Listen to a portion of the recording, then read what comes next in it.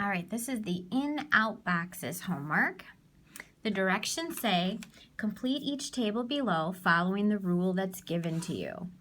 So if you look at the first one, the rule is to multiply by 16. So that means we're going to take all of these x values and multiply them by 16. So if I multiply 1 by 16, I get 16. If I multiply 5 by 16, you may need to use a calculator, and you can do that. I'm going to type in 5 times 16. I would get 80. I'm going to multiply 8 by 16, 8 times 16, and I'm going to get 128, and so on. So you're going to continue and fill out all the y's, multiplying by 16.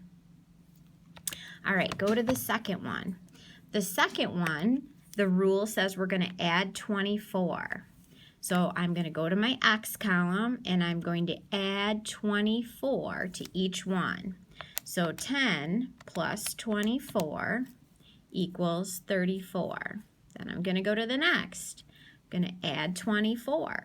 14 plus 24 is 38. You guys are going to continue down, adding 24 to each of the x values to get your y.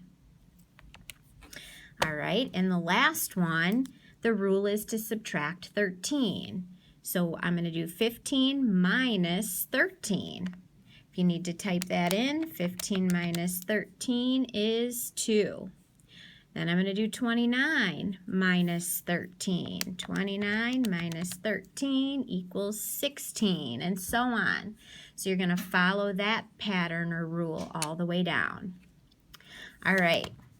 If you need to pause the video, go ahead and pause and finish those. Down at the bottom, it says figure out each rule using the information given in the table. Then complete the table and write the rule. So now we're not given the rule, we need to figure out what it is. So if I go to my x column, I need to figure out what do I do to the x to get my y value. So since I'm going from a bigger number to a smaller number, that means I'm either subtracting or dividing. So to go from 14 to 13, I'm either subtracting 13, because 14 minus 13 is 1. But if I check and if I subtract 13 here, 56 minus 13 is not 4. So that can't be my rule. So the only other way to get a smaller number is to divide by something. So to get 1, I would have to divide by itself. 14 divided by 14 is 1. So then I have to see, does that rule work for the next one? So I'm going to type that in my calculator. I'm going to do 56 divided by 14. And that works. That gives me 4. Then I'm going to check 98. 98 divided by 14. And that gives me 7. So my rule is I'm dividing by 14.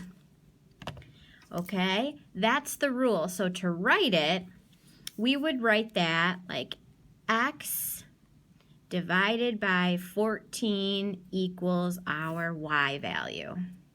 So I'm going to have you guys keep going through, divide by 14, divide by 14. So here's the tricky one. You've got to figure out what number divided by 14 would give you 14. So you can guess and check, and you could say, well, what about 150? Divided by 14. That gives me 10, so I've got to go a little bit higher. How about 180 divided by 14? I'm getting closer. 200 divided by 14. I'm really close. 198 divided by 14. Getting closer. 196 divided by 14. There it is. So you can guess and check to find out what that number is. Or you can just go backwards. The opposite of division is multiplication. So I could have done 14 times 14 to give me this number of 196.